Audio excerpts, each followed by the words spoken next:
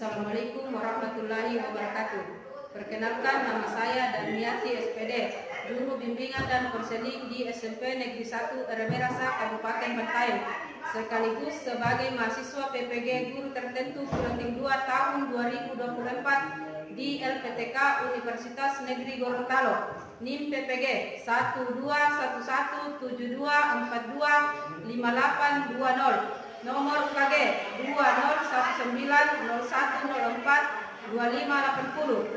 Saya akan melakukan uji kinerja praktek layanan bimbingan klasikal dengan topik perencanaan karir masa depan di kelas 9. Selamat menyaksikan. Assalamualaikum warahmatullahi wabarakatuh. Waalaikumsalam warahmatullahi wabarakatuh. Silakan kita kelas disiapkan. Sedia untuk belajar? Sedia. 1. 2. Bersalam kepada ibu guru. Assalamualaikum warahmatullahi wabarakatuh. Waalaikumsalam warahmatullahi wabarakatuh. 3. Duduk kembali. Sebelum kita belajar, mari kita bersama-sama membaca doa. Doa dimulai.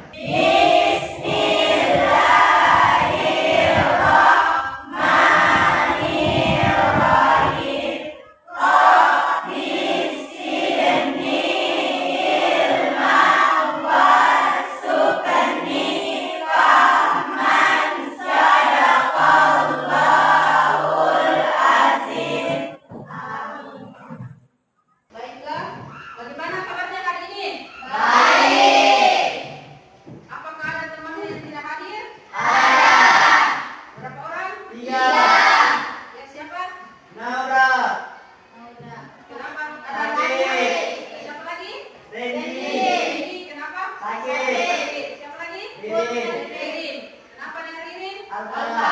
Alfa. Ada yang bisa nanti kalau besok Ririn masih tidak ke sekolah, tolong dihubungi. Ditanya kenapa dia tidak ke sekolah.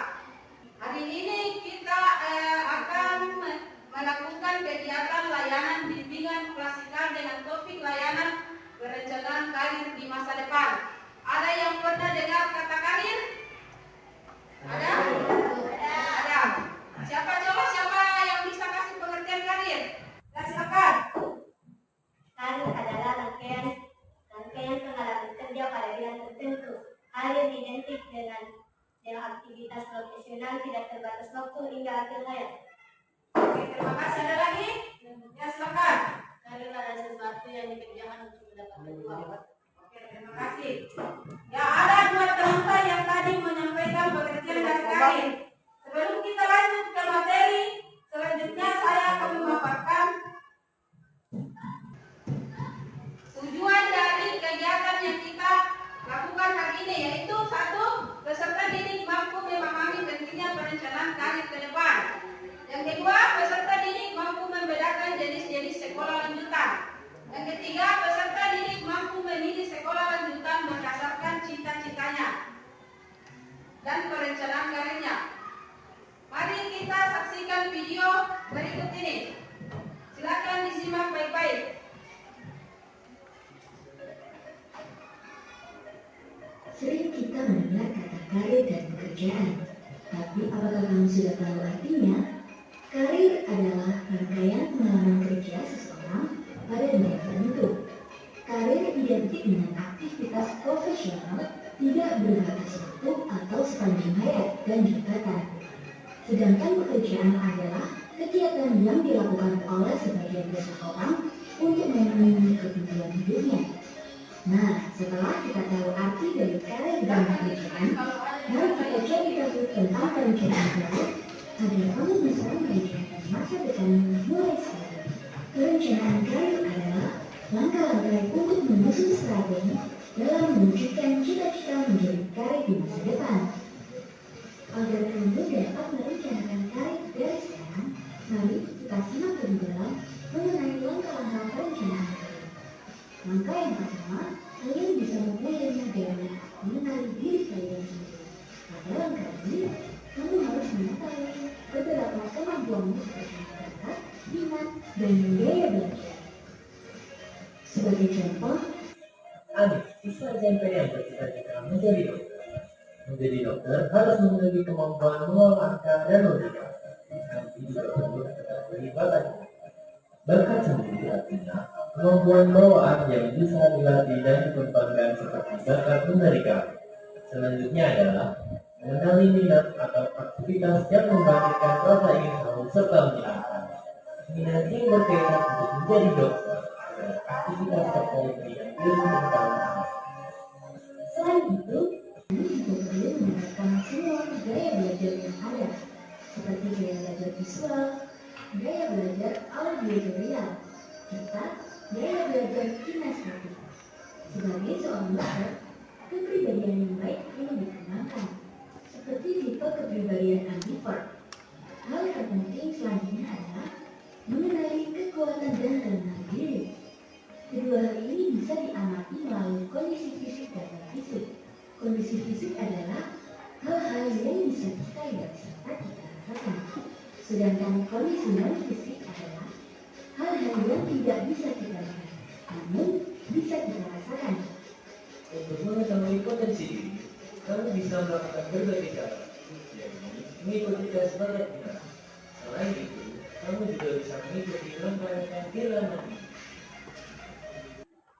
Oke, dari video yang ditayangkan tadi kita dapat mengambil kesimpulan bahwa pengertian karir adalah rangkaian pengalaman kerja pada bidang tertentu. Karir identik dengan aktivitas profesional yang tidak terbatas waktu atau sepanjang hayat.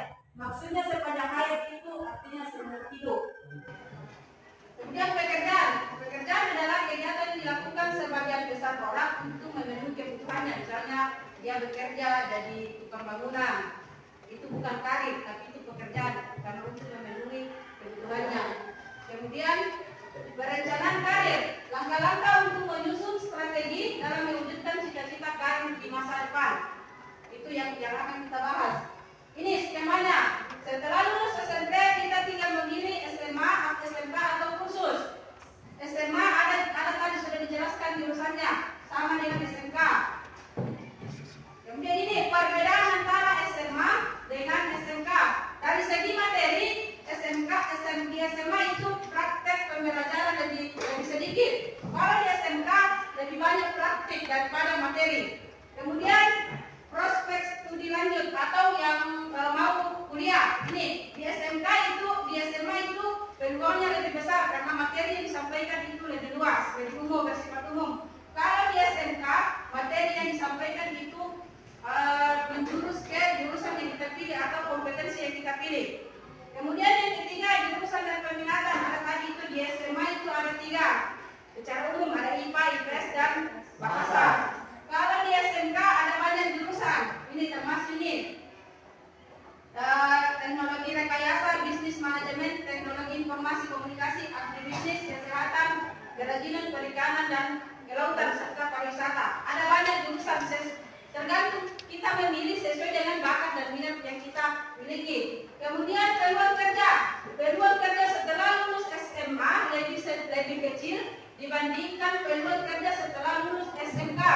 Kenapa? Karena di SMA tidak diajarkan cara tidak ada di SMA itu materi yang disampaikan itu bersifat umum. Kalau di SMK materi itu disesuaikan dengan skill, dengan jurusan, langsung ada prakteknya. Kemudian biaya masuk di SMA itu relatif lebih kecil dibandingkan dengan di SMK. SMK itu banyak biaya karena ada biaya praktik, ada biaya PPR. Kemudian karakter dari lulusan SMA lebih memiliki wawasan yang luas sehingga dia bisa mengambil keputusan yang lebih baik karena wawasannya luas, banyak materi yang dia dapat saat sekolah. Kalau di SMK lulusannya akan dibentuk menjadi profesional dalam bidang atau kompetensi yang dipilihnya, dalam bidang jurusannya. Misalnya dia bengkel, berarti dia ahli di situ, dia cuma fokus di situ. Oke, lanjut. Kemudian ini pertimbangan dalam memilih SMA dan SMK. Yang memilih SMA itu terutama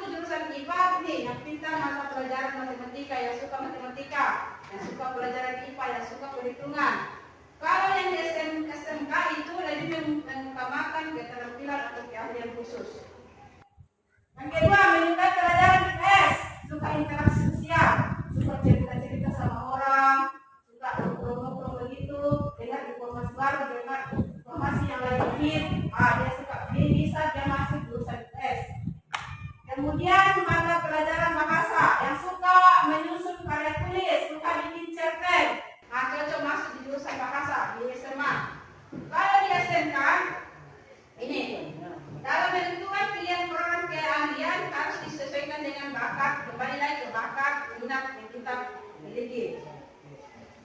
Peluang di SMK itu, peluang masuk dunia kerja itu lebih besar karena sudah memiliki kompetensi, sudah memiliki keahlian. Kemudian lulusan SMK selain memiliki keahlian sebagai bekal untuk masuk dunia kerja, juga dapat melanjutkan kesempatan untuk kuliah. Ini nilai plusnya di SMK. Dapat memiliki keahlian masih bisa juga lanjut kuliah. Kalau di SMA tidak ada keahlian khusus yang kita dapat.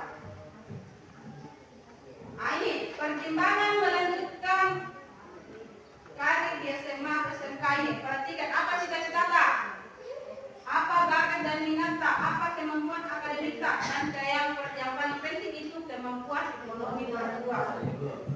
Jangan sampai orang tua yang tidak mampu biayai masuk di SMK, kita pilih di situ, berhenti di tengah jalan. Meskipun ada solusi yang lain, bisa dapat beasiswa, bisa apa, tapi harus diperhatikan ini kemampuan pokok ekonomi orang tua. Kemudian kemampuan akademik, yang jangan sampai nanti nilai matematika itu 70, baru kita masuk SMA pilih IPA. Itu tidak sesuai. Bakat dan minat, perhatikan bakat dan minat tak. Misalnya kita punya bakat di bidang seni, baru kita masuk di SMK, kan tidak nyambung. Ada yang suka menari, cita-cita yang disesuaikan juga itu cita-cita ke depan saya mau jadi insinyur kelautan. Kita masih di SMK, ada di jurusan kelautan. Kemudian ini tips memilih peminatan di SMA dan SMK. Kenali bakat dan potensi, lagi-lagi itu kenali bakat dan potensi diri. Yang kedua, kenali minat Anda. Kenali bakat dan minat. Buktikan prestasi secara real. Itu tadi saya bilang, jangan sampai nilai matematika kan 70, kita masuk di jurusan IPA. Kemudian konsultasi, ya, selalu konsultasi. Bertanya ke orang tua, bertanya ke guru, bertanya ke wali kelas, bertanya ke guru BK. Kemudian daya tampung. Perhatikan juga ini, misalnya di SMA 5, di jurusan IPA itu hanya bisa menampung satu kelas, sementara pendaftarnya sudah 50 orang. Otomatis kalau kita masuk di situ, peluang untuk diterima itu jadi 50%. Jadi itu diperhatikan. Kemudian selalu berdoa dan bersyukur. Ini tambahan kalau untuk SMK itu perhatikan minat masyarakat untuk dunia industri. Misalnya sekarang di daerah di sini ada perusahaan. Jadi kita bisa masuk jurusan SMK itu yang cari-cari informasi perusahaan itu membutuhkan tenaga ahli di bidang apa. Sesuaikan kita bisa masuk di situ di SMK. Kemudian tips memilih sekolah SMA dan SMK. Ini hampir poin 1 sampai 7 sama semua. Yang membedakan ini cuma di SMK itu ada jurusan kerja khusus dan hubungan kerjasama. Kalau yang masalah nomor 1 reputasi sekolah, perhatikan itu. Itu sekolah baik jika selama ini tidak pernah ada siswanya tawuran, tidak pernah ada siswanya terlibat narkoba. Ini yang dimaksud reputasi sekolah. Kemudian status akreditasi. Apakah itu akreditasi A, B, atau C? Kalau A kan bagus, B baik. Seperti itu. Kemudian fasilitas pendidikan. Di situ apakah ada kita pilih apakah ada laptopnya, apakah ada lab komputernya, apakah ada lapangan olahraganya bagaimana, lapangan upacaranya bagaimana, begitu. Kemudian prospek kelulusan, bagaimana alumninya, apakah ada yang sudah bekerja atau semua alumninya itu pengangguran dilihat ke sana kemari, atau ada alumninya yang sudah jadi guru, jadi dokter.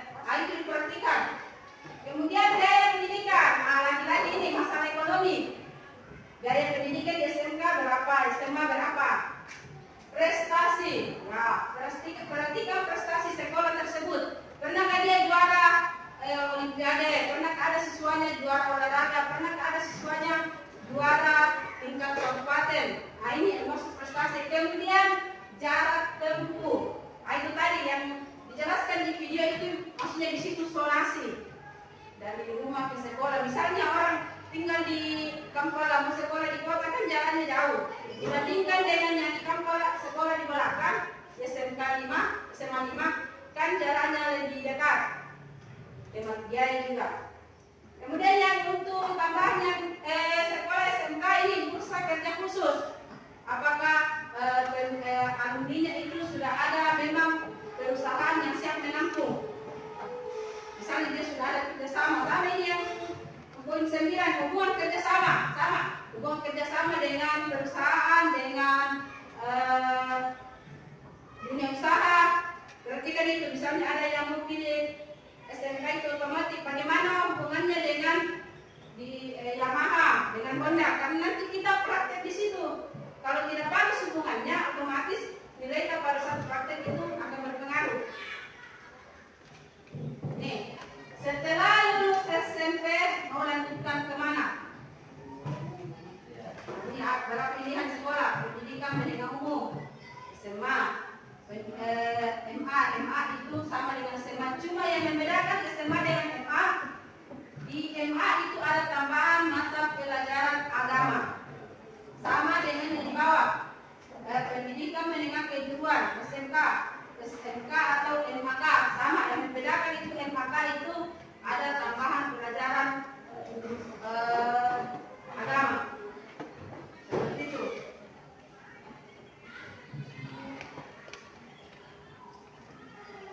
Sebelum kita kerja lembar kerja peserta didik, saya mau, adakah yang mau bertanya tentang materi yang tadi saya paparkan? Ada yang mau bertanya, silakan. Angkat tangan yang mau bertanya. Yang mau bertanya, silakan. Angkat tangan yang mau bertanya. Ya, silakan. Silakan berdiri. Nama saya Asmin. Saya mau bertanya. Saya bercita-cita jadi sarjana hukum. Jadi pertanyaan saya, sekolah dan jurusan apa yang bisa saya ambil atau yang bisa saya pilih? Oke, terima kasih. Pertanyaannya sangat bagus. Dia bercita-cita untuk jadi sarjana hukum. Jadi jurusan apa yang dia pilih pada saat masuk di sekolah lanjutan atas? Saran ibu sebaiknya pilih masuk di SMA. Karena tadi alasan masuk SMA itu peluang untuk masuk ke perguruan tinggi lebih besar karena materi yang disampaikan bersifat umum. Kemudian lanjut dengan cita-citanya yang mau jadi sarjana hukum, contoh untuk masuk di jurusan IPS. Karena di jurusan IPS itu lebih banyak berinteraksi, membahas masalah interaksi sosial, sejarah. Nah, itu sangat cocok untuk jadi calon sarjana hukum. Karena di sarjana hukum nanti itu yang namanya itu dia akan sering berhubungan, dia akan sering berkomunikasi dengan banyak orang. Sering kita lihat di televisi itu dengan cara kan kalau sudah jadi sarjana hukum itu namanya nanti dia jadi pengacara. Sering kita lihat di televisi pengacaranya si A, pengacaranya si B. Kan seperti itu. Dia lebih banyak berinteraksi dengan orang. Ada lagi yang mau bertanya? Ya, silakan. Perkenalkan, nama saya Saskia. Saya punya cita-cita yang menjadi sarjana teknik elektro. Pertanyaan saya, setelah saya lulus SMP, sekolah apa yang tepat saya pilih dan jurusan apa? Oke, terima kasih. Pertanyaannya sangat bagus. Dia bercita-cita ingin jadi sarjana teknik elektro. Berarti teknik elektro itu berhubungan dengan kelistrikan, lampu. Biasa dengan itu. Jadi yang paling tepat itu dia masuk di SMA jurusan IPA. Jurusan IPA karena di situ ada rumus-rumusnya, ada rangkaian-rangkaiannya. Tadi di elektro itu kelistrikan kan seperti yang dipelajari. Masalah listrik, masalah rumus-rumus banyak di situ. Jadi paling tepat itu dia masuk jurusan IPA. Nanti kalau selesai di SMA, lanjut masuk kuliah, ambil jurusan teknik elektro.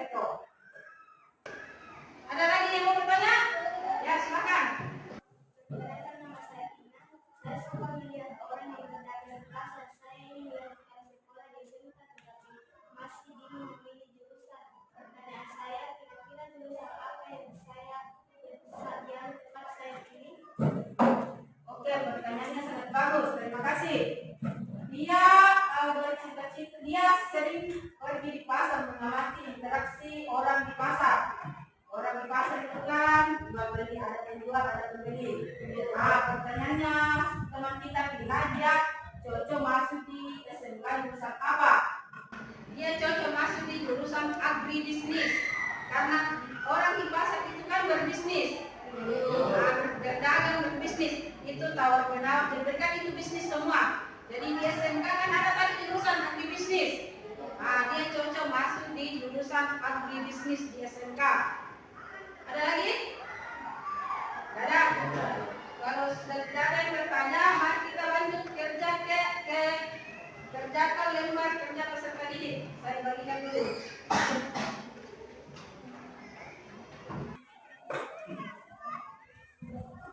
Silakan dikerja satu-satu. Tulis namanya.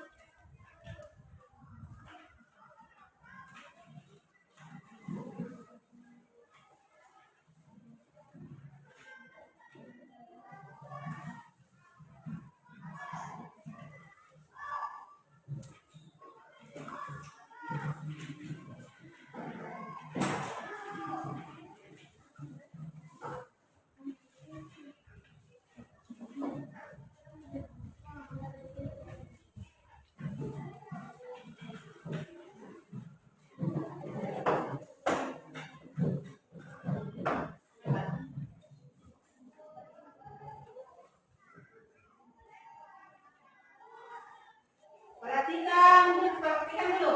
Ini jangan lembar kerja peserta didik, jangan lupa tulis nama dan kelas.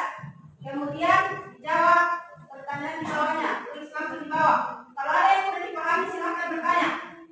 Silakan bertanya, silakan kerjakan.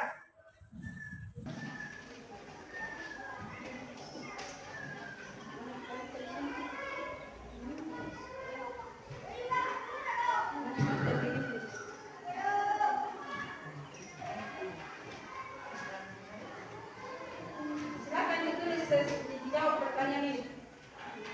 Karena ada tadi penjelasan di atas. Silakan tulis namanya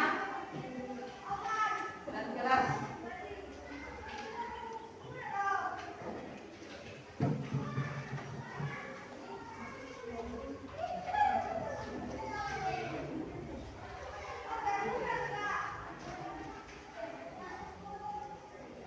Silakan tulis nama dan kelas.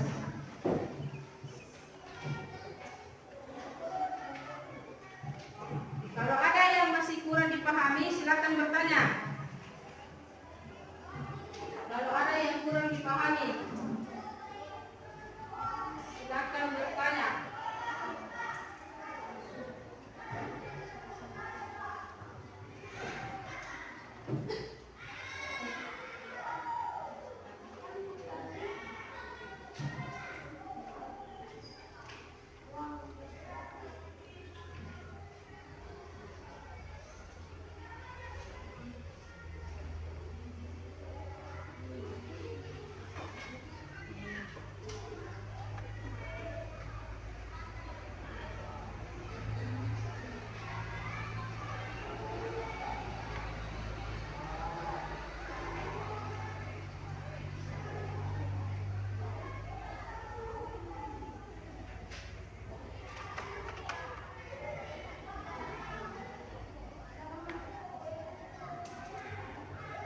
Kalau ada yang kurang dipahami, silakan bertanya.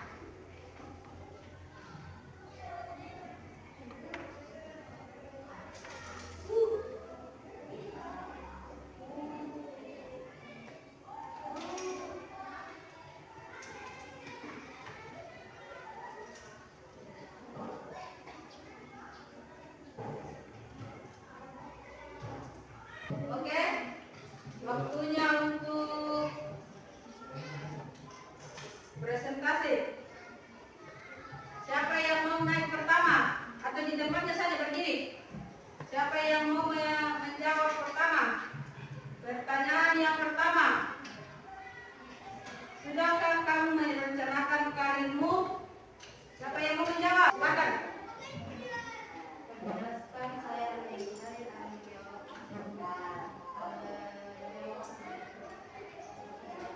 berbeda dengan SMK dan SMK, yaitu kalau setelah lulus SMK lebih itu dibanding lulusan SMK. Biaya di SMA relatif lebih sedikit dibanding dengan SMK karena di masa di SMA tidak banyak. Oke, terima kasih. Siapa lagi yang bisa bisa menjawab pertanyaan nomor 2? Itu tadi baru salah satu perbedaan antara SMA dengan SMK. Ada lagi yang lain? Saya Bu yang Lain, silakan. Nah, jawaban saya, karakter lulusan SMA akan dibentuk agar memiliki kapasitas wawasan yang lebih luas sehingga dapat mengambil keputusan yang lebih baik. Sedangkan karakter lulusan SMK akan dibentuk untuk menjadi profesional dalam bidang atau kompetensi yang dipilihnya. Oke, terima kasih. Ada jawaban yang lain? Nomor 2? Silakan. Sebutkan mana? Perkenalkan, nama saya Miranda. Saya akan membacakan jawaban nomor 2. Di SMA proses pembelajaran lebih banyak materi, sedangkan di SMK proses pembelajaran lebih banyak praktik sesuai dengan program kompetensi yang dipilih. B. Di SMA peluang untuk masuk perguruan tinggi lebih besar karena materi yang diberikan dipersiapkan untuk studi lanjut untuk kredensial yang lebih tinggi sesuai dengan bakat, minat, dan kemampuannya.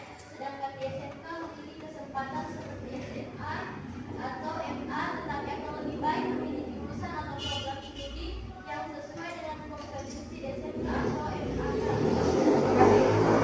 Selanjutnya pertanyaan yang ketiga. Siapa yang bisa jawab? Ya, silakan.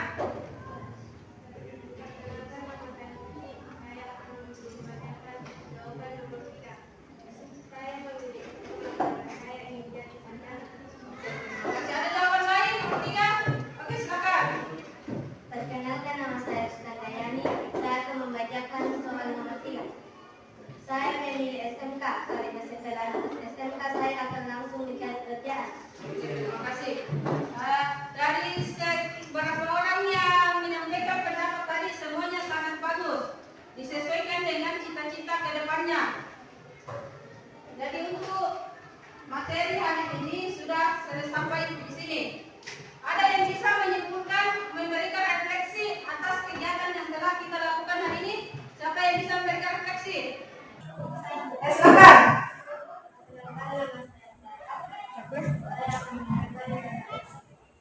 Perasaan saya setelah mempelajari materi karir masa depan sangat baik karena wawasan saya Merencanakan karir masa depan sesuai dengan bakat dan Oke, terima kasih. Itu salah satu refleksi dari